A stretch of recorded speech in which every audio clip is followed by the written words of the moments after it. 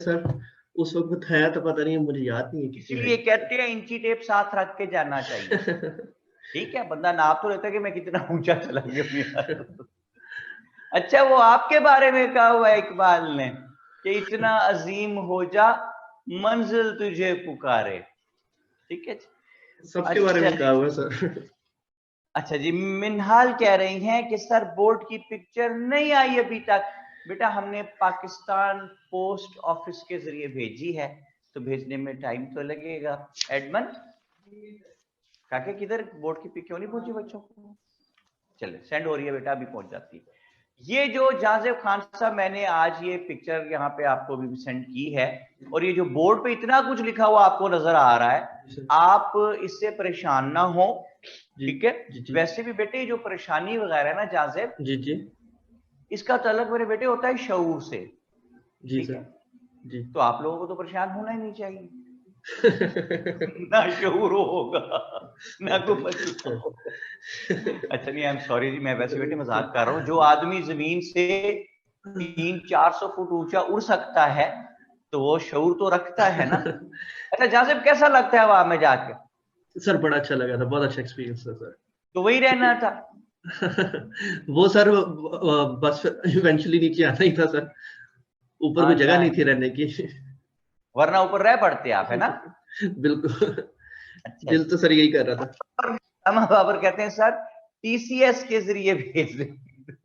TCS कैसे कर देते? कासिम उस्मान साहब सख्त बोर हो रहे हैं जी। हैं जी, कासिम उस्मान बोर हो रहा है अभी बड़ा सख्त। कहता है यार देखो टाइम जाया हो रहा है, मैंने टाइम वाहिद चीज है जो मैंने जिंदगी में कभी जाया नहीं किया। और ये हंसी मजाक में मेरे जैसे अहम आदमी का टाइम जाया कर रहे हैं। सॉरी कासिम उस्मान, अपना फोकस ठीक कर यार कैमरे का, सिर्फ आपका माथा नजर आ रहा है। अच्छा, कासिम उस्मान साहब को पता ही नहीं कि उनकी वीडियो ऑन है, उसने फौरन सारी चीजों पे लानत भेजी, पहले उसने वीडियो पहले ध्यान रखिए। अच्छा जी, तो अच्छा वो इस बात पे है परेशानी हो रही, मुझे कैसे पता चल रहा है वो क्या कर रहा है? मैंने जब वीडियो को बताया फिर कासिम साहब को पता चला कि वीडियो ऑन गई।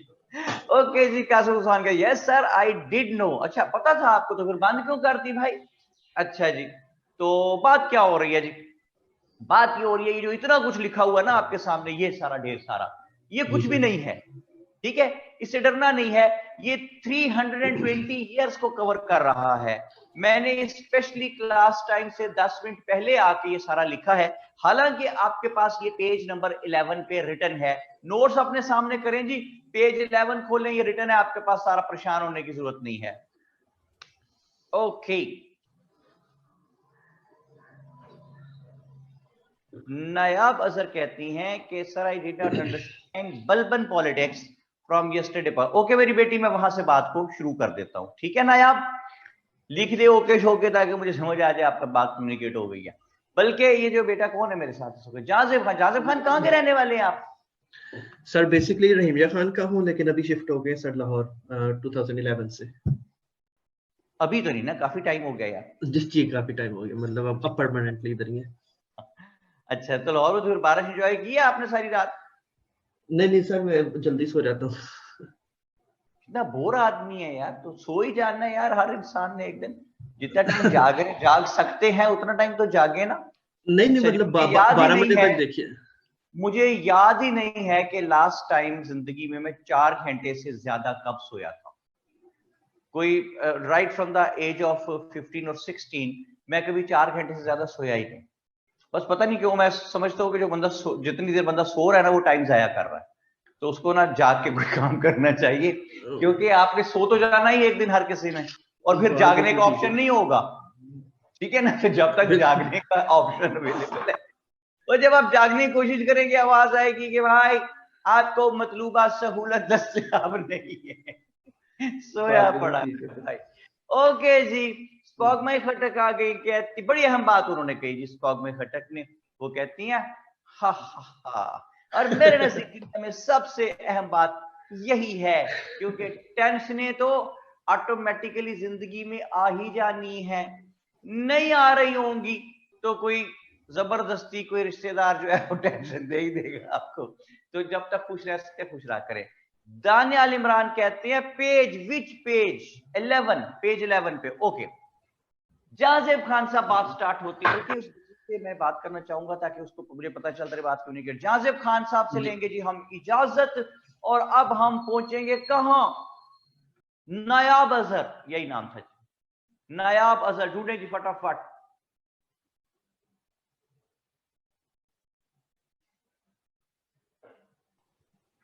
हेलो, अस्सलाम वालेकुम।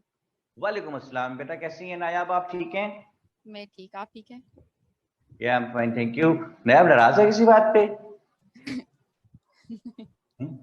बड़े गुस्से से थोड़ा थोड़ा। जी मैं ठीक हूँ, बस जी मैं ठीक हूँ। चले आप बताएं, आप ठीक हैं? है इतना मुखसर बोलती है। अच्छा जी नायाब, मैं वहां से बात शुरू करने लगा हूं जहां से आपने बात पूछी है कि बलबन की पॉलिटिक्स आपको समझ नहीं आई, यही बात थी जी? जी जी, वो बगरा अली, महमूद अली। बगरा अली कौन था? बगरा खान, सॉरी। जी जी, अपनी की तरफ से बंदा भी बदल दिया उसने। बगरा खान है। अच्छा ये देखें, यहां तक बात पहुंची थी कि गयासुद्दीन बलबन सुल्तान बन गया था। गयासुद्दीन बलबन ने अपनी मदद के लिए बुलाया किसको? पहले मदद से छोड़े, गयासुद्दीन बलबन की पॉलिटिक्स क्या है? पॉलिटिक्स उसकी ये है गयासुद्दीन बलबन की कि सुल्तान का फादर इन लॉ बन गया है, और जब सुल्तान फौत हुआ तो गयासुद्दीन बलबन खुद सुल्तान बन जाता है। और जब खुद सुल्तान बन जाता है, दो इसके बेटे हैं, एक का नाम है बगरा खान, एक का नाम है मोहम्मद अली। जो बगरा खान है वो डिसोबीडियंट है, बाप का गुस्ताख है। वो बाप से एक दिन लड़ा और अपना जो बेटा था 4-5 साल का काका बेटा मुइजुद्दीन केकूबाद उसका नाम था, वो भी अपने बाप को कहने लगा, यानी उस बच्चे के दादा को, कि दादा दादा ही संभाले इसे, मैं जा रहा हूं यहां से। तो वो वहां से लड़के चला गया और बंगाल जाके बंगाल का चीफ बन के बैठ गया। नायाब यहां तक बात क्लियर है? जी जी। अब दूसरे बेटे की तरफ आते हैं, Mohammad Ali. He was very obedient, और वो he used to follow the directions given by his father, और वो हमेशा मंगोल्स जो इन्वेड करते थे उनसे लड़ता था, और उनसे लड़ने के दौरान बहुत सी जंगें हुई। एक दफा जंग में 1285 इट वाज, ही डाइड। जब वो मर गया तो गयासुद्दीन बलबन को बहुत दुख हुआ, and he went in trauma, बहुत दुखी रहने लग गया हर वक्त। उसने एडमिनिस्ट्रेटिव अफेयर्स की टेक केयर करने के लिए अपने एक दोस्त को बुलाया, whose name was Jalaluddin Firoz. यहां तक बात समझ आ गई नायाब? जी जी सर।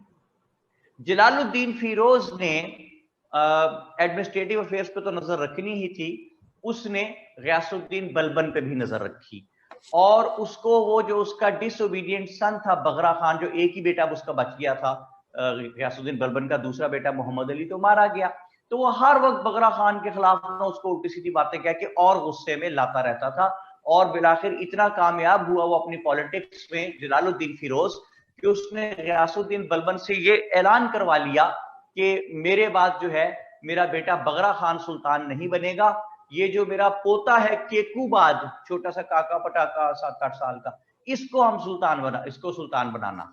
तो गयासुद्दीन बलबन मर गया, बिलाखिर मर गया, और सुल्तान जो है वो उन्होंने बना दिया मुइजुद्दीन केकूबाद को, यानी इनडायरेक्टली सुल्तान तो बन गया ना जलालुद्दीन फिरोज, जिसके पास तमाम एडमिनिस्ट्रेटिव अफेयर्स आ गए। नया बात समझ आई यहां तक? तो उसको क्यों एतराज था? किसको? फिरोज को। उसे तो कोई एतराज नहीं था, उसी ने तो साजिश की थी सारी कि ये बच्चा सुल्तान बन जाए, क्योंकि अगर बगरा खान सुल्तान बन जाता तो वो तो इसको महल से किक ऑफ कर देता, बाहर फेंक देता उठा के, तुमको दखल देते हो चीजों में, I will take care of the problems myself. तुम कौन नहीं, हो? मेरा मतलब है 17 साल के बच्चे से इसको क्या मसला था? 17 साल का मोहम्मद बिन कासिम भी तो आया था, उसने भी तो सब कुछ संभाला था। 17 साल का कौन है? किसने 17 साल का जिक्र किया? वो मोहम्मद बिन कासिम जो आप कल बता रहे थे। बेटे वो तो और बात है, यहाँ मोहम्मद बिन कासिम का क्या तल्लुक है? मतलब एज तो सेम है ना। किसकी? अगर वो कह रहे हैं कि अफेयर्स हैंडल 17 नहीं कर साल का तो सकता। यहाँ है ही कोई नहीं। गयासुद्दीन बलबल और जलालुद्दीन फिरोज खिलजी जो है, दे आर ओल्डर पीपल, बूढ़े लोग हैं दोनों। बगरा खान 25-30 साल का जवान आदमी है, वो बंगाल का नहीं, चीफ है। केकूबाद। केकूबाद तो 7-8 साल का बेटा, छोटा सा काका। अच्छा अच्छा, मुझे लगा आपने 17 बोला है कल। मैंने तो 17 बोला ही नहीं। तेरे जैसे लोग टॉक शो में बैठ के कह रहे थे जनाब अभी आपने ये कहा था, वो कहता मैंने तो कहा ही नहीं भाई, मुझे तो पता ही नहीं। ऐसे ही मेरे पे पता नहीं क्या क्या चीज डाली जा रही है। अब समझ आ गई बात? जी जी केकूबाद वाज सन ऑफ अली, कह रहे मुस्तफा इमरान। नहीं बेटे, केकूबाद जो है वो बगरा खान का बेटा है। जो बगरा खान गुस्ताख था, जो अपना बेटा केकूबाद उठा के अब्बे के मुंह पे मार के चला गया था अपने। ठीक है, आप समझ आ गया मुस्तफा इमरान साहब? ओके कह रहे हैं, डन हो गया। नायाब बेटी को बात समझ आ गई? जी आ गई सर। अच्छा, अब सुल्तान इस वक्त, अब जरा गौर करें मेरे साथ, सारे विजुलाइज करके रहे मेरे साथ। केकूबाद सुल्तान है जी, वो काका पटाका 7-8-10 साल का, और 1286 से 1290 तक 4 साल वो सुल्तान रहता है। और इनडायरेक्टली सारा कंट्रोल अब नायाब किसके पास है? फिरोज। जलालुद्दीन फिरोज। भी खाली फिरोज क्या, जी जी जलालुद्दीन मतलब फिरोज। हमारा क्लास फेलो था वो, फिरोज कैसे? नया तो मुक्तसर क्यों बोल के इतना? पूरी बात किया तो बेला था बोलने का है। चलो, जितना आप मुक्तसर बोलती है, somewhere somehow some person is going to become prosperous and क्या कहते हैं, ब्लेस्ड पर्सन, जिसकी बीवी बहुत कम बोला करेगी। ठीक है? अच्छा जी। अच्छा, फिरोज जो था ना बेटे, फिरोज से भी छोटा कर उसे, फरी था ना जो, ठीक है? कौन था? है नायाब, कौन था भाई? जलालुद्दीन फिरोज। जलालुद्दीन फिरोज। अच्छा, लेकिन हसन अहमद कह रहे हैं उसका नाम था रोजी।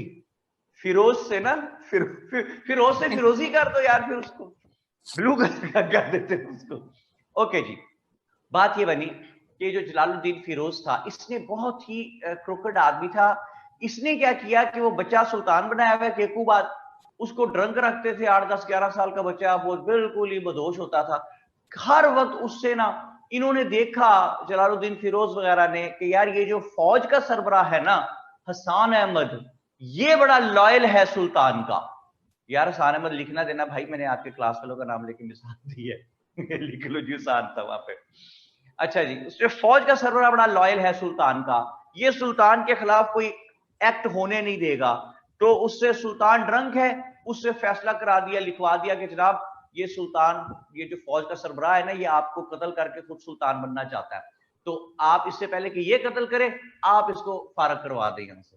इस तरह उन्होंने हर जगह से 4 साल में सुल्तान के लॉयल बंदे हटवा दिए, और अपने अहम दोस्त, जो लॉयल लोग दोस्त थे अपने, इनके फिरोज खिलजी वगैरह के, वो इन्होंने रखवा दिए। नया बेटा, ये बात समझ आ गई? जी जी और जब हर तरफ इनका होल्ड बन गया, तो इन्होंने केकूबाद को उठा के रिवर गैंजेस में फेंक दिया। क्लियर होगी जी बात? जी सर। जी सर। और इस तरह जलालुद्दीन फिरोज खिलजी बन गया सुल्तान, and he lead the foundation of Khilji dynasty. 1290 से 1321 तक ये रहती है। ये जो पूरी स्लेव डायनेस्टी हमने पढ़ी है, 84 इयर्स तक का इसका रूल है, 1206 से 1290 तक। अहम आदमी, अगर आप ये पिक पे गौर करें जो मैंने आपको सेंड करवाई है, कुतुबुद्दीन ऐबक मैंने ग्रीन कलर से लिखा है जानबूझ के, ताकि आपको याद रहे कि ये एक अहम आदमी है, पॉजिटिव सेंस में ग्रीन लिख दिया मैंने इसको। डन है जी? नया ओके? जी जी सर। ये कुतुबुद्दीन ऐबक से लेके मुइजुद्दीन केकूबाद तक 10 रूलर्स हैं। ये 10 के 10 रूलर्स जो हैं भाई, ये नूरुल हुदा क्या कह रही सर नोट्स में नोबल्स? हाँ मेरे बेटे, ये जो 40s है ना, इनको नोबल्स कहते हैं, बल्कि इनको कहते हैं टर्क नोबल्स। तुर्कमानिस्तान से आए थे ना, TURK, टर्क नोबल्स। नोबल्स यानी हायर अथॉरिटीज के लोग, टर्क नोबल्स तुर्कमानिस्तान के। नूरुल हुदा लिख दे ओके, अगर बात समझ आ गई है तो। ओके, तो बात क्या बनी भाई? जलालुद्दीन फिरोज, ये 84 इयर्स जो हैं, the rule remained in the hands of the Muslims. Mohammad Ahmad कहते हैं कौन से रिवर में थ्रो किया था? River Ganges. अच्छा जी, गंगा कह लेना आप। तो भाई मैं क्या कह रहा हूं, 84 इयर्स का रूल स्लेव डायनेस्टी का। In 84 years में whether they were practicing Muslims or they were not practicing Muslims, the rulers were I'm talking about. But one thing is sure, that the rule remained in the hands of the Muslims, and the people who were preaching Islam, they got an open opportunity to preach Islam everywhere. The religious people, the literary people, the missionaries, They kept on preaching Islam openly, and people kept on embracing Islam in great numbers. And in this manner, not overnight, but with the passage of time, Islam did not only remain intact, rather it kept on enhancing, which proved vital in the later stages of the political history of the subcontinent, when the movement of Pakistan took place, when people like Jinnah and Iqbal claimed that by all canons of the international community, Muslims were a nation, and Muslims were a different nation, and Muslims were a separate nation. And Iqbal said that the northwestern present-day Pakistan and northeastern present-day Bangladesh Muslim majority areas should be consolidated to form independent states. नया अब ये बात समझ आ गई आपको? आ गई। ये इंपॉर्टेंस है इन 84 इयर्स की, जो स्लेव डायनेस्टी के 84 इयर्स लिखे हुए हैं, ये इंपॉर्टेंस है इनकी। और कुतुबुद्दीन ऐबक की क्या इंपॉर्टेंस है? चीजों को याद करना नहीं है, याद रखना है। कुतुबुद्दीन ऐबक की क्या इंपॉर्टेंस है? ये इंपॉर्टेंस है कि ही was the first ever person who took Islam to the northeastern part of the subcontinent, which is present-day Bangladesh, and he was the first ever person who laid the foundation here of first Islamic state. नया clear होगी बात? जी सर। अब बात पहुंची Khilji dynasty पे। Jalaluddin Firoz Khilji was the one who laid the foundation of Khilji dynasty. 1290 में इसकी बुनियाद रखता है। 1290 से 1296 तक वो यहाँ पे सुल्तान रहता है। जलालुद्दीन फिरोज खिलजी ने, क्योंकि he betrayed the सुल्तान, मुइजुद्दीन केकूबाद को मरवा दिया, इसने फेंक दिया दरिया में और खुद सुल्तान बन बैठा। That's why दिल्ली के लोग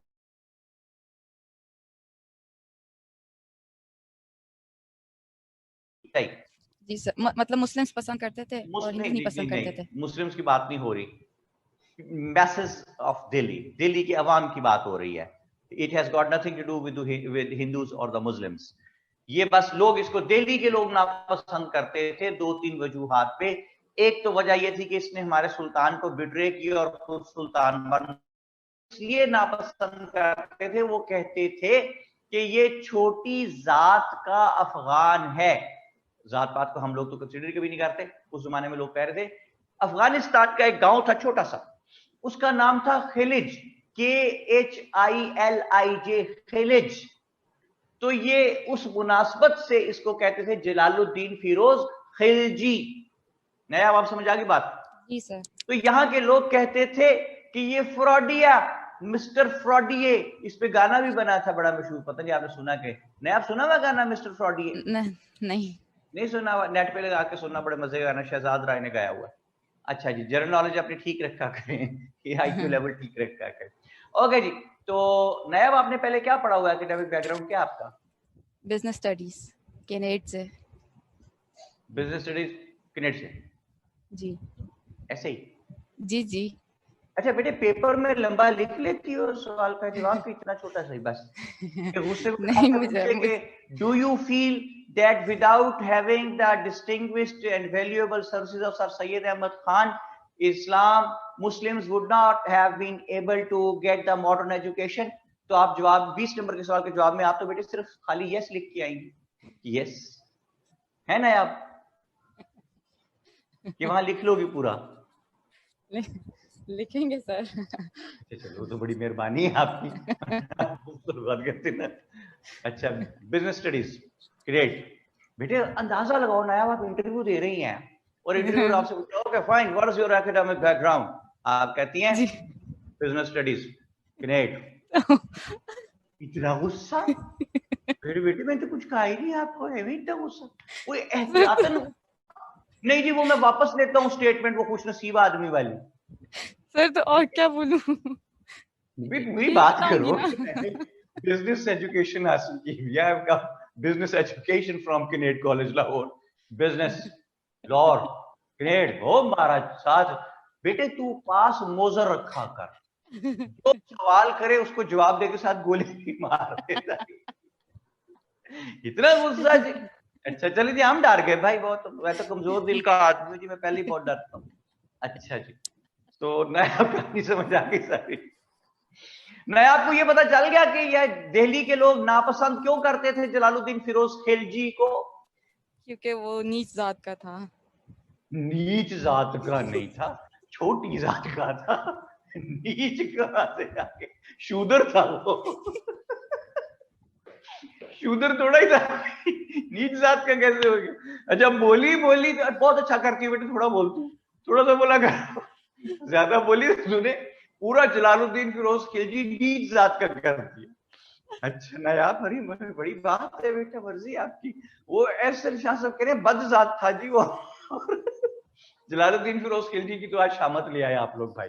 ओके जी, एक छोटी जात का अफगान था, खिलिज गांव का रहने वाला था, इसलिए यहाँ के लोग उसे नापसंद करते थे। That is why Jalaluddin Firoz Khilji was the only one who did not have, who was not having his seat in Delhi. Instead, he ruled India from a small place, Kilokhri, Kilokhi, Kilokhri. स्पोगमाई खटक कहती हैं वर खिलजीज अफगान। यस, जलालुद्दीन फिरोज खिलजी, मैंने आपको बताया खिलिज एक गांव है अफगानिस्तान में, ये वहां से आए थे, तो दैट इज वाई खिलिज से इनको खिलजी कहा जाता था। ठीक है, स्पोगमाई खटक। लेकिन जो बंदे इनके यहां आके पैदा हुए इंडिया में, वो तो इंडियंस ही है ना, वो तो खिलिज के नहीं है, लेकिन वैसे नाम की मुनासिबत से साथ वो लगाई जाते हैं। Sir, can you repeat the name of the place he rule from? या किलोखड़ी, मारिया रेशम, किलोखड़ी, के आई, भाई मारिया रेशम उसने सवाल पूछा है, किलोखड़ी जगह का नाम है, KILOKHRI, Kilokhri. Okay, Jalaluddin Firoz Khilji. Jalaluddin Firoz Khilji, when he got the reins of power, he was 70 years old. Jalaluddin Firoz Khilji was, or he was a very able person. Jalaluddin Firoz Khilji was. काम 6 साल हुकूमत करता है, 1290 से 1296 तक। इसके टाइम में जो मंगोल्स थे, they kept on invading, and every time he managed to suppress the invasions of Mongols. ये भी बात समझ आ गई ना आप? जी सर। ओके, तो 1296 तक ये रहा। हुआ क्या, इसका दौर बिल्कुल ठीक चल रहा था। काम खराब यहां से हुआ कि इसने अपने एक भतीजे को बुलाया जिसका नाम था अलाउद्दीन खिलजी। इस भतीजे को इसने अपना दामाद भी बना लिया और स्टेट ऑफ अवध का इसको गवर्नर, एक स्टेट का गवर्नर भी बना दिया, Alauddin Khilji. Repeat, Mongols part, हाँ जी सबा कह रही, मंगोल्स वहां इन्वेड करते थे ना सब कॉन्टिनेंट में बेटा, तो उसको हर दफा इसकी फौज जो थी जलालुद्दीन फिरोज खिलजी की, उनकी इन्वेजन्स को सप्रेस कर देती थी, उनको भगा देती थी, इंडिया पे कब्जा नहीं करने देते थे उन्हें। ठीक है सबा खान, क्लियर होगी बात? लिख दो क्लियर है। ओके, बात आगे चलती है कि जलालुद्दीन फिरोज खिलजी ने अपने भतीजे अलाउद्दीन खिलजी को बुला। मोहम्मद अमीर हमजा क्या कहते हैं? यार बात करने दो sir. Just a question, were the Mongols still in control of Lahore and sultan during? नहीं जी नहीं, उनसे वो रूल छीन लेते थे, वो चले चले जाते थे, फिर कब्जा करते थे किसी इलाके में, फिर वो छुड़ा लिया जाता था, जस्ट लाइक दैट। ओके, तो बात क्या बनी जी? बात ये बन रही है भाई कि जलालुद्दीन फिरोज खिलजी ने अपने भतीजे अलाउद्दीन खिलजी को बुलाया, उसको एक स्टेट का गवर्नर बनाया और उसने अपनी बेटी की उससे शादी भी कर दी। हाँ जी, जहां से बहुत अहम बात कर रहे हैं, कहते हैं कि सर पद्मावती मूवी में कौन सा खिलजी है? अलाउद्दीन खिलजी है, लेकिन प्लीज मेरी एक रिक्वेस्ट है कि अगर आप लोगों ने पद्मावत मूवी जो है वो देख रखी है, प्लीज जेन से उसको झटक दें। वो बिल्कुल डिफॉर्म कर दिया उन्होंने, हिस्ट्री को डिस्टॉर्ट कर दिया है, बिल्कुल गलत बनाई है। सिर्फ मुस्लिम बायसनेस जो है उसकी वजह से उन्होंने ऐसा वो घटिया एक्ट दिखाया अलाउद्दीन खिलजी का। हालांकि was gem of a person Alauddin Khilji was, एक आधे काम के अलावा। ओके, ऑल फेक बनी हुई है जी, हसान अहमद कहते हैं, बिल्कुल ठीक है।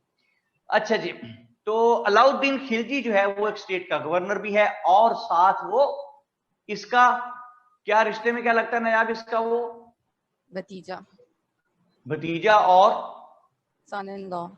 ये नहीं देखे, क्योंकि दो थे ना, भतीजा भी था और सन इन लॉ भी था, तो नायाब ने एक बताने पे जो है वो इत्तेफा किया, उसने ज्यादा नहीं बोलना, बस एक बताऊंगी और वो है भतीजा।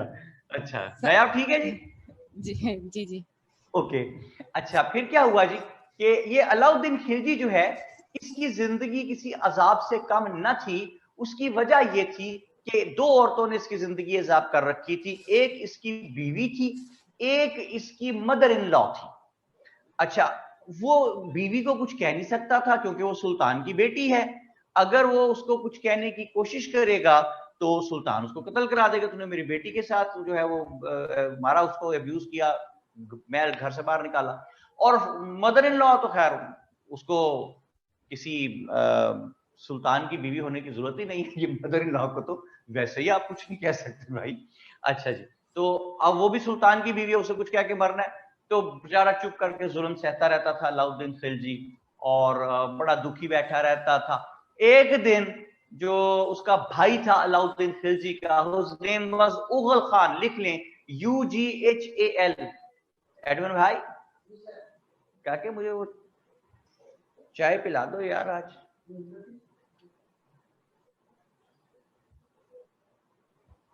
चीनी ना होने के बराबर डालनी है, चीनी नहीं डालनी, ठीक।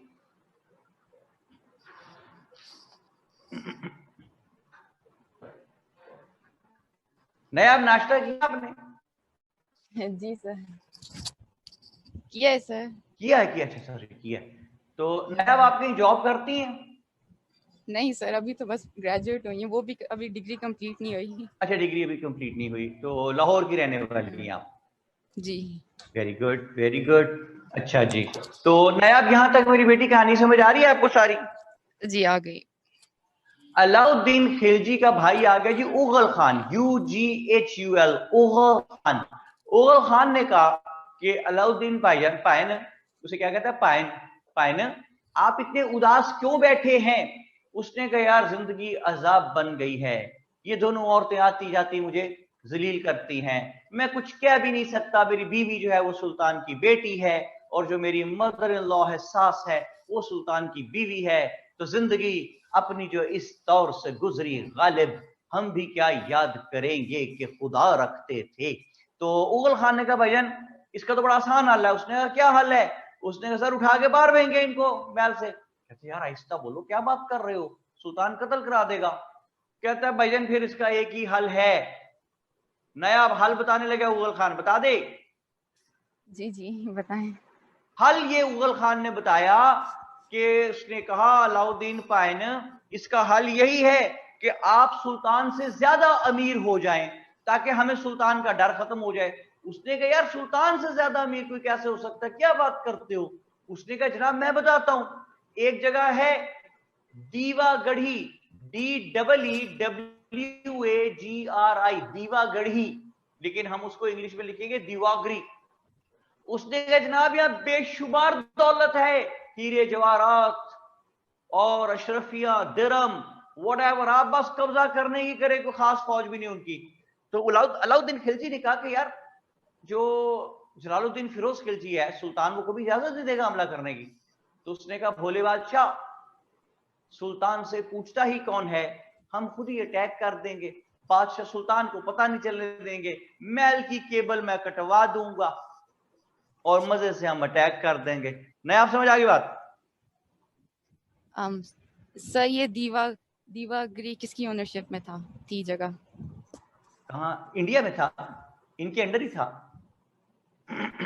ठीक है, लेकिन कुछ स्टेट्स जो हैं, few states used to act independently. It was one of the states which was acting independently and it was a very very rich state. अच्छा जी, इन्होंने यहाँ पे किया जी अटैक, उगल खान और अलाउद्दीन खिलजी ने बेशुमार दौलत हासिल कर ली। इतनी दौलत हासिल की यहां तक कि एक हॉल कमरे का दरवाजा खोल के जब अंदर दाखिल हुआ अलाउद्दीन खिलजी कब्जा करने के बाद दीवागढ़ी पे, तो उस हॉल कमरे की चारों तरफ दीवारों पे रैक्स बने हुए थे और रैक्स में हीरे ही हीरे प्लेस्ड थे, और सेंटर में एक टेबल पे बहुत बड़ा खूबसूरत हीरा रखा हुआ था जिससे शुआएं निकल रही थी और पूरा हॉल कमरा रोशन हो रहा था। तो अलाउद्दीन खिलजी के मुंह से निकला कि वल्लाह ये तो कोहे नूर है। हाँ जी, समझ आ गई जी कोहे नूर कहाँ है? आजकल कहाँ है कोहे नूर नायाब? पता नहीं सर। पता कराएं। मलका बरतानिया क्वीन एलिजाबेथ के पास है, ठीक है?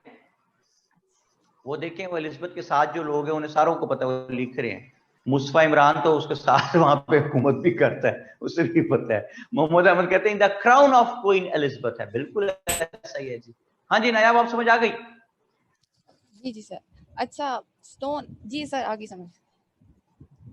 जरूरी है भाई, ये समझ आ गई, वेरी गुड। ओके जी, तो इस तरह ये हो गए बहुत ज्यादा अमीर। अमीर तो हो गए, लेकिन अब लगा डर, ठीक है जी। तो डर अब लगा, तो फरख्ज़ेब साहब कहते हैं जी मैं डिस्कनेक्टेड था, मुझे पता नहीं है कि अमीर कैसे हुए। तो बेटा एक स्टेट थी दीवागढ़ी, इंडिपेंडेंट स्टेट थी, वहां पे बेशुमार दौलत थी। इन्होंने सुल्तान की मर्जी के बगैर वहां अटैक किया, वहां से बहुत सारे हीरे जवाहरात अशरफियां हासिल की और ये बहुत अमीर हो गए। फरख्ज़ेब अगर बात समझ आ गई तो यस लिखते। अब अमीर हो गए, लेकिन अब लगा डर। डर किस बात का लगा है कि अब सुल्तान होगा गुस्से कि मेरे से बगैर इजाजत वहां पे अटैक किया क्यों था तुम लोगों ने। तो उगल खान ने कहा भाई ना फिक्र ना करें, आप मेरे साथ चलें। ये शहर के बाहर दरिया है जहां सुल्तान है, दरिया के पार खैमा लगाते हैं, आप खैमे में बैठ जाएं, खैमे से बाहर ना निकलिएगा, मैं खुद जाके सुल्तान को मिलता हूं। तो उगल खान सुल्तान को मिलने गया और जाके सुल्तान को उसने माफी मांगी कि जनाब आपके दामाद ने, आपके भतीजे ने, आपका बेटा ही है, उसने इतनी बड़ी कामयाबी हासिल कर ली है जी कि उसने दीवागढ़ी पे कब्जा करके बेशुमार दौलत हासिल कर ली है। तो सुल्तान बड़े गुस्से में था, उसने कहा उसने किससे पूछ के अटैक किया है। उसने कहा जी बस गलती हो गई, उससे अटैक तो उसने कर दिया, लेकिन वो बड़ा शर्मिंदा है और अब वो आपसे ये चाह रहा है कि आप उसको माफ कर दें। तो सुल्तान ने कहा चलो ठीक है मैंने माफ कर दिया, उसे कहो कि आ जाए।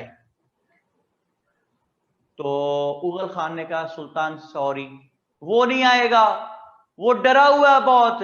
अगर मैंने जाके कहा सुल्तान ने माफ कर दिया है आ जाओ, तो वो डरा हुआ है, वो समझेगा कि मुझे फांसी देने के लिए बुला रहे हैं, कत्ल करने के लिए बुला रहे हैं, माफ नहीं किया। तो सुल्तान आप चलें। सुल्तान ने कहा बेवकूफ आदमी, कभी सुल्तान भी गया है खुद, जिसने आना होता है वो सुल्तान के पास आता है। तो उसने कहा सरकार माफी दे दे। इतनी मेहनत करना डाला उगल खान ने कि आखिर सुल्तान कहता अच्छा चलो मैं चलता हूं। तो सुल्तान इसके साथ गया, दरिया के पार पहुंचा तो उगल खान ने लकड़ी का एक डंडा उस सुल्तान के सर में मारा और अलाउद्दीन खिलजी जो के सुल्तान को सलाम करने के लिए खैमे से बाहर निकला था, तो इसने डंडा मार दिया, सुल्तान वहीं पे गिरा और सुल्तान मर गया। अब जब सुल्तान मर गया तो इन्होंने ऐलान कर दिया हर तरफ कि सुल्तान मारा गया है और अब से सुल्तान होगा अलाउद्दीन खिलजी। लेकिन उसकी बेगम ने उधर क्या गेम डाली जी, सुल्तान की बेगम ने, उसका एक बेटा था उसका नाम था Ruknuddin. Obviously it is some other Ruknuddin, वो पहले वाला रुकनुद्दीन तो मरखप गया हुआ। उसने कहा जी आज से मेरा बेटा रुकनुद्दीन सुल्तान होगा। नायाब यहां तक बात समझ आ रही है? जी सर। तो सुल्तान के बंदे जो है अलाउद्दीन खिलजी को जब पता चला कि रुकनुद्दीन को मलका सुल्तान बना रही है, तो अलाउद्दीन और उगल खान को बहुत गुस्सा चढ़ा। उन्होंने कहा वाह जी वाह, गेम हम चलाएं सारी, जलालुद्दीन फिरोज को कत्ल हम करें और सुल्तान बने इसका बेटा। ये नहीं होगा, ये तो किसी किताब में नहीं लिखा, कत्ल हमने किया। अब यही तो कयामत है कि वो सुल्तान अपने बेटे को बनाने लगी है मलका। तो उसने क्या किया जनाब, तो अलाउद्दीन का भी तो बेटा है। अलाउद्दीन भी तो, अलाउद्दीन का भी तो बेटा है। अलाउद्दीन का कौन सा बेटा है बेटा, मैंने तो जिक्र ही नहीं किया। आपने कहा उसकी बीवी का बेटा है, तो मतलब उसके बाप का बेटा भी तो हुआ। ये कौन सी साइंस है कि जो आपकी बीवी का बेटा है वो आपके बाप का भी बेटा है? ये समझ से बाहर है। किसका, जलालुद्दीन का कह रही हो? जलालुद्दीन फिरोज खिलजी का कह रही हो? हाँ ठीक है, जलालुद्दीन फिरोज खिलजी का बेटा है ना रुकनुद्दीन, ठीक है। अलाउद्दीन तो भतीजा है ना। अच्छा, भतीजा भी है और दामाद भी है, भूल गई? अभी थोड़ी देर पहले खुद ही तो बताया था। जी जी सर। ठीक है। वो कहते मारो मुझे मारो यार मैनू चक ले मैं कहां फंस गया। अच्छा चले जी ठीक है, क्या कहानी बन रही है नया। Very good, you made really made my day. I सारा दिन हंसता रहूंगा। वेरी गुड नया बेटे। अच्छा जी वेरी अच्छा। फर्क से आप पूछ रहे थे शहर का नाम। शहर का नाम है किलोखड़ी, सॉरी दीवागढ़ी, DEEWAGRI, दीवागढ़ी। अच्छा नया अब यहां तक बात करें, आगे चलूं? जी सर। वही वीडियो हैंग हो गई उनके स्टॉक में खटे की एडमन। हाँ उनके एंड से जो भी है वो बता रहे हैं भाई।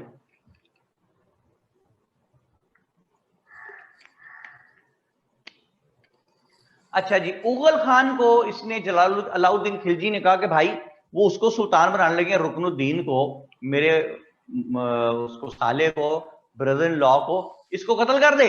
तो उगल खान भागा जनाब कत्ल करने के लिए। मलका और रुकनुद्दीन को पता चला कि उगल खान कत्ल करते आ रहा है, बड़ा बहादुर था, डर गए, भागे दोनों। ये उसके पीछे भागा उगल खान दोनों के। वो ये यहाँ से नई मोटरवे जो बनी है ना वहां से निकल गए वो मुल्तान की तरफ, ये भी उनके पीछे पीछे गया। और जनाब he followed them like a guided missile. वो क्योंकि बहुत पहले निकल गए थे, वो मुल्तान पहुंच गए। ये अभी यूएसओ पे ही था। ये कहां था नायाब? यूएसओ। कहां था? यूएसओ। वो क्या होता है? यूनाइटेड स्टेट्स ऑफ ओकारा। अच्छा ठीक है जी। ये भी यूएसओ पे था, वो मुल्तान भी पहुंच गए थे। दे वुड हैव एस्केप्ड, लेकिन वो मुल्तान में रुक गए। नायाब रुके पता क्यों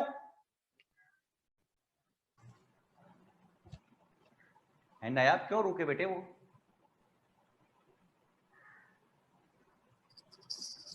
सर आपको मेरी आवाज आ रही है? जी आ रही है, आप बोलेंगी तो आवाज आएगी। वीडियो पॉज हो गई थी। हाफिज का मुल्तानी सोन हलवा खाने के लिए रुक गए। ठीक है जी। और जब वो रुक गए तो ये ऊपर से पहुंच गया उगल खान, और इसने उनको जब कत्ल करने लगा तो उस लड़के ने, रुकनुद्दीन ने कहा भाई मेरी आखिरी ख्वाहिश तो पूरी कर दो। उसने कहा क्या है?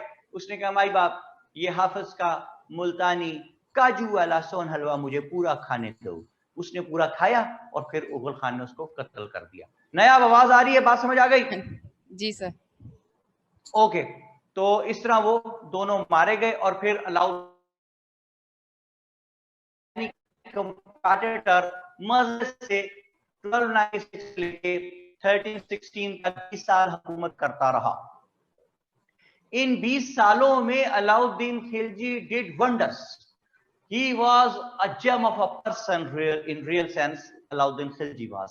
इसने यहाँ पे ट्रेडर्स को रजिस्टर किया अलाउद्दीन खिलजी ने। इसने यहाँ वाइन पे पाबंदी लगाई अलाउद्दीन खिलजी ने। इसने यहाँ सेक्शन 144 आजकल का जो है सोशल गैदरिंग पे पाबंदी लगाई इसने अलाउद्दीन खिलजी ने। सोशल गैदरिंग कहता है ना करो, कोरोना के दिन है। ये कौन कहता था नायाब?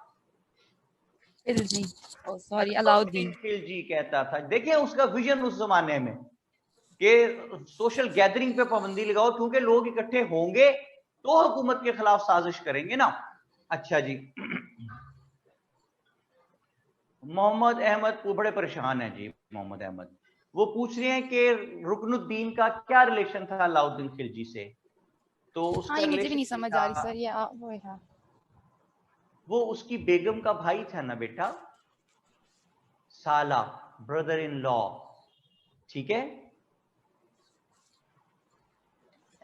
नया बता तो दो अगर समझ आ गई। ठीक है सर। मोहम्मद उस्मान असलम कहते हैं why he did not allowed social gathering, why he did not allow, never use second form of the verb twice Usman, never ever. अच्छा sir mistaken called him his son before, मैंने कहा उसका बेटा Ruknuddin. Sir you mistaken called him his son before, Ruknuddin को मैंने अलाउद्दीन का बेटा कह दिया, मैं पागल हूं? मलका का बेटा है भाई, जिसने मलका ने कहा कि आज से मेरा बेटा सुल्तान होगा। तो अलाउद्दीन खिलजी को गुस्सा चढ़ा कि सुल्तान को कत्ल मैं करूं जलालुद्दीन फिरोज खिलजी को, और सुल्तान मलका अपने बेटे को बना दे। ये कहा था भाई। एमी मेरे पे इल्जाम लगा सर तुम आपने कहा था। हाँ मैंने कोई नहीं कहा, खबरदार मेरे खाते गलत बात डाल दिया आपने। ओके तो क्या हुआ भाई? मुझे भुला देते उसकी बात कहाँ पे पहुंचा था जी, नायाब कहाँ पहुंचा था? social gathering, no social gathering, the policies by शाबाश। Alauddin. सोशल गैदरिंग पे पाबंदी लगाई, ट्रेडर्स को रजिस्टर कराया, उसने यहाँ पे लैंड सर्वे सिस्टम शुरू करवाया। उसने कहा ये नहीं कि ऐवी आंखें बंद करके हर किसी पे टैक्स लगा दो, पहले उसकी लैंड का सर्वे करो, वो लैंड से क्या काम ले रहा है, फिर उस पे टैक्स लगाओ। इस तरह अलाउद्दीन खिलजी ने यहाँ पे हॉर्स ब्रांडिंग स्टार्ट करवाई। हॉर्स ब्रांडिंग, ये जो पिक आपके पास आई है, इसमें ये जो खाली जगह है, इसकी मैं पॉलिसी बता रहा हूँ अलाउद्दीन खिलजी की, कि 1316 से 1296 से 1316 तक ये रहा, ये काम ये करता रहा। इसके दौर में मंगोल्स ने बहुत दफा इन्वेड किया, every time their invasion were suppressed. और इसका एक जो कमांडर था फौज का, उसका नाम था जफर खान। जफर खान जो है, he was a very brave person, और उसने हजारों, लाखों नहीं तो हजारों मंगोल उसने अपने हाथों से मारे थे। आज तक मंगोल्स की हिस्ट्री में जफर खान का नाम बतौर टेरर इस्तेमाल होता है। और जफर खान जो है 1299 में 2 लाख मंगोल आ गए। कितने मंगोल आ गए नायाब? 2 लाख।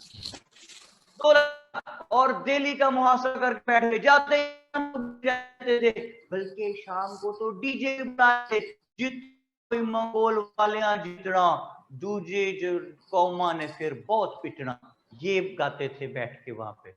नया ठीक बात है ये? जी जी ठीक है।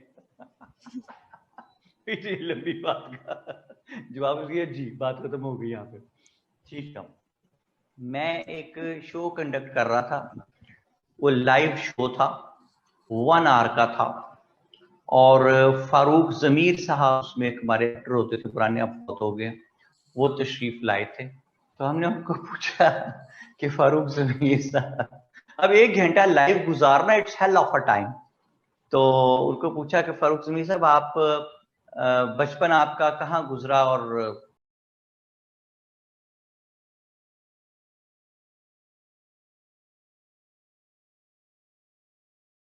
आगे मुझे कत्ल कर देंगे। उन्होंने सुन ली ये बात। हाँ, होस्टिंग ऑब्वियसली पाकिस्तान में भी, पाकिस्तान से बाहर भी होस्टिंग करता रहता हूँ उस तरह। अच्छा जी, नहीं रेडियो नहीं उस्मान असलम साहब किया मैंने कभी, पता नहीं रेडियो मुझे उलझन होती है कि यार इसमें बंदा नजर तो आ नहीं रही है क्या। उसी तरह मुझे आपकी ऑनलाइन क्लास से भी उलझन हो रही है, मुझे नजर तो आ नहीं रही, मैं अंदाजे से बात कर रहा हूँ, और अंदाजे से बातचीत करके बड़ा सारा जब सवाल करता हूँ तो नायाब कहती है जी। ठीक है। नया ये बात समझ आ रही है आपको? मुझे आपकी पंजाबी समझ नहीं आई थी, इसलिए मैंने कहा था सोच के। पंजाबी तो मैंने बोली ही नहीं बेटे, पंजाबी कब बोली मैंने? पंजाबी तो बोली नहीं सर मैंने। मुझे नहीं पता, मुझे क्या क्या मुझे बातें आपकी हर बात उल्टी क्यों समझ आ रही है। क्या कर रही हो नया? मैंने तो पंजाबी बोली ही नहीं। कभी कहती हो जी आपने कह दिया जी कि वो मोहम्मद बिन कासिम यहाँ आया हुआ था 17 साल का था, मैंने तो आज कासिम का जिक्र ही नहीं किया। अच्छा, सुनहरा कहती है वो जो मंगोल सॉन्ग था, भाई वो मंगोल सॉन्ग नहीं था मेरे बेटे, वो आप लोगों का सॉन्ग है, आप लोगों ने बनाया हुआ है आजकल, कि जितना वही इमरान खान जितना दूजियां जमाता फिर बहुत पीटना, मेरा कोई उसमें कसूर नहीं है भाई। अच्छा जी, तो बात कहां तक पहुंची? बात यहां तक पहुंची, दुआ आपका कैमरा ऑन है उसको ऑफ कीजिए। अच्छा जी, बात यहां तक पहुंची कि जो जलालुद्दीन फिरोज खिलजी मारा गया, अलाउद्दीन खिलजी की हुकूमत चल रही है। मैंने कहा he was gem of a person. 1296 से 1316 तक वो हुकूमत करता है, 20 साल, और इन 20 सालों में उसने जो अलाउद्दीन खिलजी है उसने बहुत सारी यहाँ रिफॉर्म्स की। हॉर्स ब्रांडिंग करवाता था। देखिए फौज के घोड़े होते थे महंगे, लोग महंगे दामों वो घोड़ा बेच के सस्ता घोड़ा खरीद के वहां खड़े कर देते थे। नंबर ऑफ हॉर्सेस पूरे रहते थे, लेकिन वो करप्शन हो रही थी इस तरह। तो वो उसने हॉर्स ब्रांडिंग स्टार्ट कर दी। रॉयल स्टैंप एक इनोवेट करवाई, जो कि फौज के घोड़ों पे लगती, ताकि पता चले कि फौज का घोड़ा ना खरीद सके। तो बहुत सी उसकी इनोवेशन थी अलाउद्दीन खिलजी की। अलाउद्दीन खिलजी 1316 के नजदीक जाता जाता बीमार हो गया। नायाब बेटी ने बहुत देर बात की है जी मेरे से, उसे बातें भी आपको राइट लेफ्ट की समझ आनी शुरू हो गई। मैं कुछ कहता हूँ कुछ समझती है। तो नायाब बेटी से लेते हैं जी इजाजत। ठीक है नायाब जी, खुदा हाफिज सर। अच्छा, यानी मैंने कहा नायाब बेटी से लेते हैं इजाजत, कहती खुदा हाफिज। ठीक है। ये इतना शॉर्ट हैंड में बात करती है। ओके ना बेटा, खुदा हाफिज, गुड, सलामत रहो, खुश रहो। और बात कराएं आप जी मेरी किससे? आगा फरहान अली साहब से बात कराएं। कल बात नहीं हुई, आगा साहब से नाराज हो रहे होंगे। अमीर हमजा कहते हैं मेरे से बात कराएं। अमीर हमजा आपसे बात करते हैं, आपका माइक नहीं चलता। जुनैरा बतूल कहती है sir in which year 2 lakh Mongol try to invade Delhi. एक तो मेरे बेटी जुनैरा इसको कहेंगे 200,000 जब लिखेंगे। 2 लाख लिखना ना बजाते खुद एक वो नजर आता है कि बंदे को समझ नहीं है। 200,000 मंगोल्स, और वो था 1299। ओके, हाँ जी, लाइन पे आ गए आगा साहब। अस्सलाम वालेकुम सर। वालेकुम आगा साहब, क्या हाल है जनाब? ठीक ठाक सर, आप सुनाए खैरियत से? I am fine, thank you. Agha साहब अपनी डीपी लगाते हैं, ज़ियारत ही हो जाया करे आगा साहब। सर डीपी छोड़े, आप बस पास करा दें। ये कौन सा असूल निकाला भाई? मैं कैसे पास करा दूंगा भाई? पास बस होने की पढ़ेंगे चाबी सर। तेरे पास है। ऐसा ही है सर। अच्छा, जलालुद्दीन फिरोज खिलजी मरा। अलाउद्दीन खिलजी के अब 1316 आ गया। अलाउद्दीन खिलजी बिकेम सिक, बीमार हो गया, और इसने अपने एक दोस्त को बुलाया। His name was Malik Kafur. याद रखें, अलाउद्दीन खिलजी ने मलिक काफूर को बुलाया और उसे कहने लगा, काफूर मैं बीमार हूं, try to take care of all the administrative affairs, administrative affairs पर नजर रखो। और साथ उसने कहा, काफूर मुझे अपनी बीवी पे और बड़े बेटे खिजर खान पे शक है कि ये मेरे खिलाफ साजिश करते हैं, इन पे भी नजर रख। समझ आ गई जनाब बात आगा साहब? Yes sir. मलिक काफूर ने मलका पे और बड़े बेटे खिजर खान पे तो नजर रखनी ही थी, उसने अलाउद्दीन खिलजी पे भी नजर रख ली। और कहते हैं कि ही स्लो पॉइजनड अलाउद्दीन खिलजी। तो 1316 में जब अलाउद्दीन खिलजी फौत हो गया, तो क्या चाहिए जी मलिक काफूर को? किसको सुल्तान बनना चाहिए अब? मलिक काफूर को सर। क्यों यार, बड़े बेटे को खिजर खान सुल्तान बनेगा, मलिक काफूर को बनेगा? सर पता नहीं, शायद दरमियान में दामाद ना बन गया, कुछ पता नहीं होता सर। दामाद अभी नहीं बना है, अभी जबरदस्ती है कोई। वही ना सर। अच्छा जी, मलिक काफूर में बीइंग एडमिनिस्ट्रेटर इसको चाहिए था कि जब अलाउद्दीन खिलजी फौत हो गया तो अलाउद्दीन खिलजी के बड़े बेटे खिजर खान को सुल्तान बना देता, लेकिन इसने उसको सुल्तान नहीं बनाया। लिखिए पेज पे, एक साइड पे 4 बेटों के नाम अलाउद्दीन खिलजी के। एक का नाम है खिजर खान, दूसरे का नाम है शादी खान, तीसरे का नाम है मुबारक शाह, तीसरा नाम है मुबारक शाह, और चौथे का नाम है शहाबुद्दीन। अब ये जो तीनों ऊपर वाले लोग हैं, जो है खिजर खान, शादी खान और शहाबुद्दीन, ये मुबारक शाह, मुबारक शाह, इन तीनों को एक बॉक्स में डाल दें सर, और बॉक्स के आगे एरो लगा के, एरो के आगे लिखते हैं कि देवर यंग पीपल। ठीक है जी सर। अच्छा, जो शहाबुद्दीन है, ही वॉज अ माइनर, काका पटाका उसके आगे लिखते छोटा सा। ठीक है, बल्कि बना भी दे छोटा सा सर। ठीक है जी। अच्छा, इसने क्या किया, मलिक काफूर ने बजाय इसके जो सबसे ऊपर आपने बड़ा बेटा लिखा खिजर खान, उसको सुल्तान बनाता, इसने सोचा कि अगर मैंने बगरा खान को सुल्तान बना दिया तो वो तो पहले दिन ही मुझे उठा के महल से बाहर फेंक देगा, इसलिए मैं छोटे से बच्चे मुइजुद्दीन केकूबाद को सुल्तान बना देता हूं ताकि वो मेरे अंडर रहे और एक तरह से सुल्तान इनडायरेक्टली मैं ही रहूं। आगा साहब ये बात समझ आ रही है क्या कह रहा हूं? सर समझ आ गया बिल्कुल। देखें, वो सारा सुलेमान कह रही है, नॉट बगरा। ये तो आप पुरानी बात कर रहे हैं, जलालुद्दीन फिरोज खिलजी की बात कर रहे हैं ना सर? तो क्यों कर रहा हूं सर? क्योंकि ये रिलेटेबल है ना, एनालिगस है। शाबाश, बिल्कुल, हिस्ट्री रिपीट्स इटसेल्फ।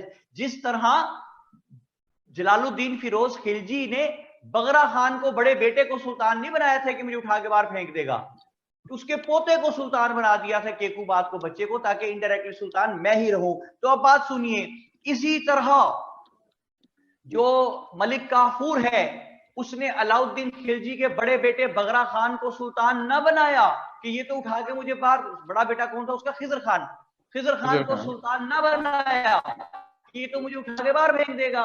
उसने क्या किया, उसने खिजर खान को और शादी खान को गिरफ्तार कर लिया जी, ठीक है, और दोनों को आगरा के किले में ले जाके कैद कर दिया और दोनों की आंखें निकाल दी ताकि कहीं मेरे खिलाफ रिवॉल्ट करने के काबिल न रह जाएं।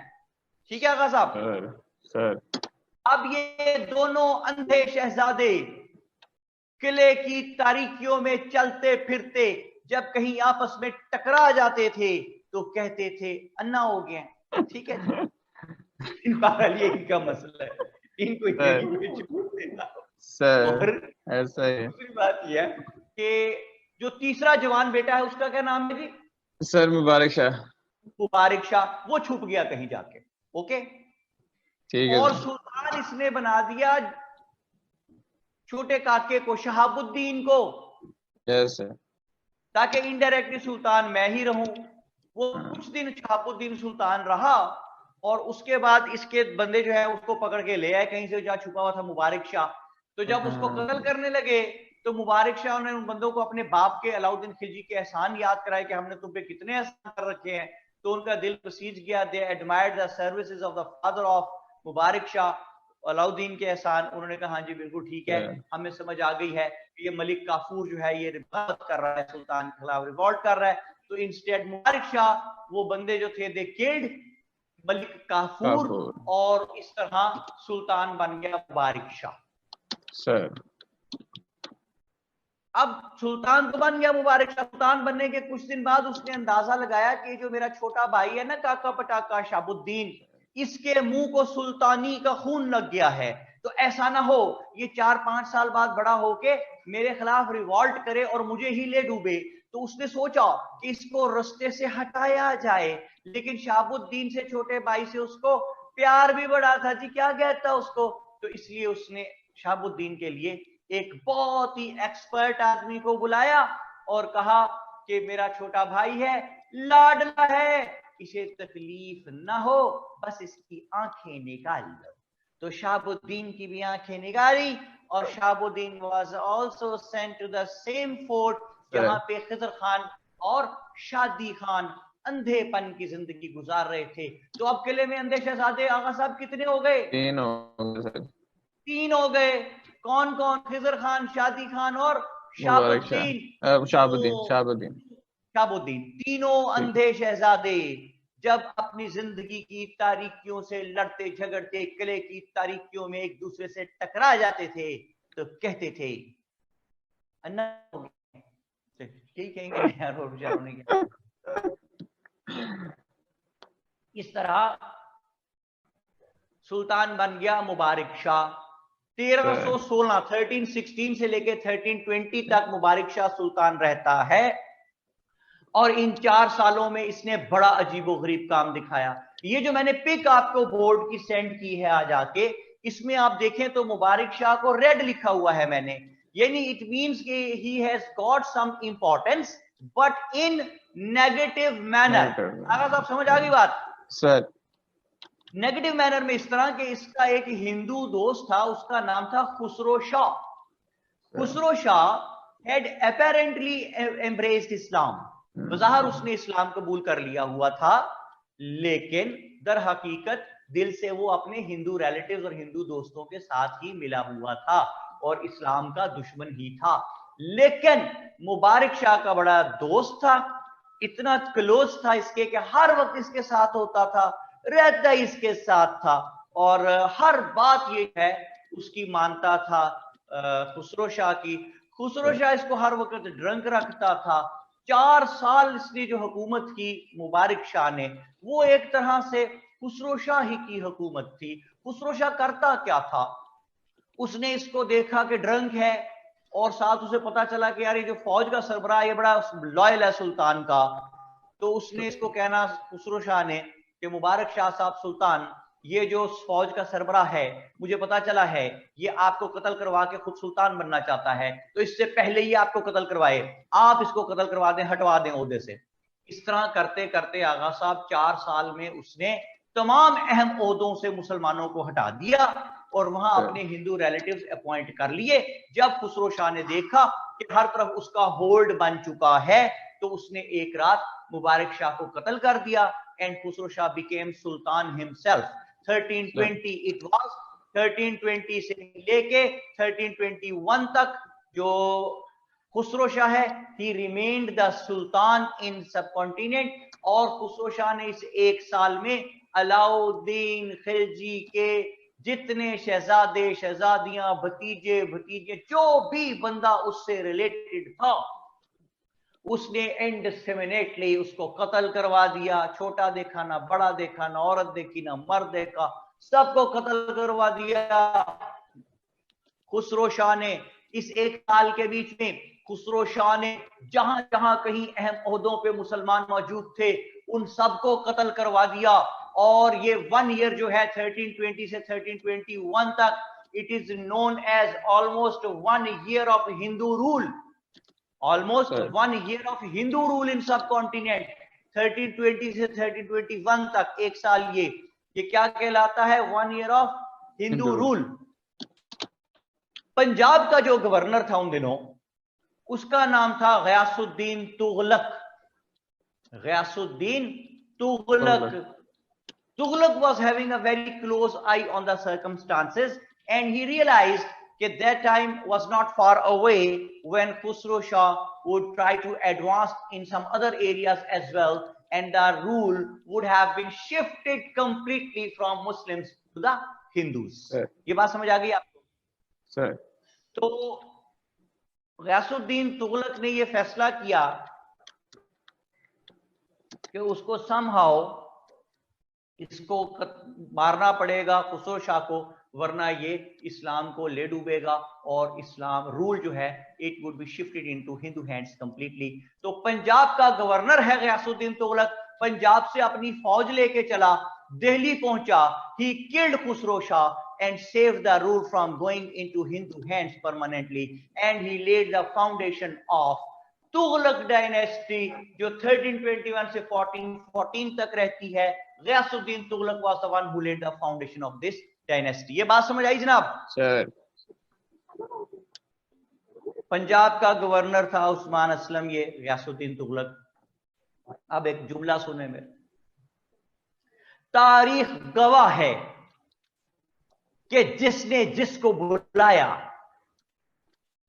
वो उसी को ले डूबा। आगा सब जुमला फिर सुने, जिसने जिसको बुलाया वो उसी को ले डूबा। गौर कीजिएगा गुफ्तगू पे, गयासुद्दीन बलबन ने जलालुद्दीन फिरोज खिलजी को बुलाया, वो उसी को ले डूबा। जलालुद्दीन फिरोज खिलजी ने अलाउद्दीन खिलजी को बुलाया, वो उसी को ले डूबा। अलाउद्दीन खिलजी ने मलिक काफूर को बुलाया, वो उसी को ले डूबा। मुबारक शाह ने खुसरो शाह को बुलाया, वो उसी को ले डूबा। ये चेन यहां रुकता नहीं है। सिकंदर मिर्जा ने अय्यूब खान को बुलाया, वो उसी को ले डूबा। जुल्फकार अली भुट्टो ने जनरल ज़िया-उल-हक को बुलाया, वो उसी को ले डूबा। मियां साहब ने परवेज मुशर्रफ को बुलाया, वो जो डर देवर किसी से नहीं, उनको बुला लिया भाई। और जो ही वो परवेज मुशर्रफ आ गए तो उन्होंने आदमी हो, तुम कौन होते हो मुझे बुलाने वाले यहाँ पे, तो उन्होंने वो मियां साहब को ही ले डूबे। अब किसने किसको बुलाया ये मुझे नहीं पता भाई, ना मैं इस सिलसिले में कुछ कह रहा हूं, बस आपने घबराना नहीं है, ठीक है जनाब? तो तारीख गवाह है कि जिसने जिसको बुलाया वो उसी को ले डूबा। वो सास भी तो बहू को खुद ही बुलाती है ना सर, तो फिर बहू क्यों ना ले डूबे? क्या ख्याल था? बस ऐसा ही है। तो कहानी कहां तक पहुंची आगा साहब कि गयासुद्दीन तुगलक आ गया। He lead the foundation Tughlaq dynasty in 1321। 4 साल तक रूल करता है, बड़ा बहादुर आदमी था। Once he came to know कि some revolt was taking place against him from Bengal और बंगाल से नसीरुद्दीन नाम का शख्स रिवोल्ट कर रहा है। ये फौज लेके उस तरफ चल पड़ा. He suppressed that particular revolt of Nasiruddin in Bengal. He killed Nasiruddin, and when and he coming back after suppressing that revolt, तो घोड़े पे बैठा आ रहा था. आज मेरे साथ रहना मेंटली बिल्कुल. सर घोड़े पे बैठा आ रहा है कौन? गयासुद्दीन तुगलक. और उसी घोड़े पे इसके पीछे बैठा हुआ है इसका बेटा प्रिंस जूना, JUNA, जूना, जो तारीख में असली नाम उसका है मोहम्मद बिन तुगलक. सर दोनों बाप बेटा एक ही घोड़े पे बैठे आ रहे हैं. अब मेरे साथ जरा विजुअलाइजेशन पावर को जगाएं. जाग गई विजुअलाइजेशन पावर? बिल्कुल जागी. दूर से देखें, घोड़ा आ रहा है. कितने बंदे बैठे हैं घोड़े पे? 2 बंदे. 2, एक बड़ा और एक छोटा. ठीक है, छोटा. अच्छा जी, घोड़ा भागा तगड़ घोड़ा आ रहा है, तगड़ भागा रहा है. अब घोड़े के आगे रास्ते में एक मेहराब आ गई है, वुडन आर्क. इस वुडन आर्क के नीचे से घोड़े ने गुजरना है. ठीक है, ऐसे.